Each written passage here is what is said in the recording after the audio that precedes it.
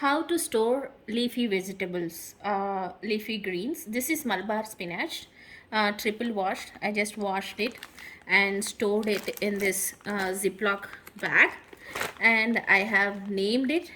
And today is August 1st, 2022, and I will freeze this.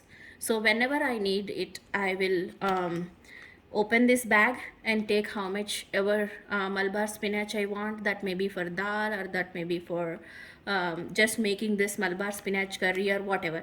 So instead of wasting this, keeping this in fridge for so long and throwing it in trash, I found this method is very simple and easy to do. So when you get vegetables, just wash it, store it in the Ziploc container just like this, and throw it in the freezer and use whenever you want. So that way you don't waste your hard-earned money and don't waste the vegetables, which are even harder to grow. Thank you.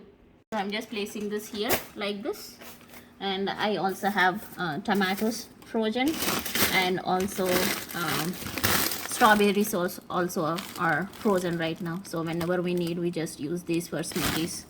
So I freeze most of the stuff without wasting it.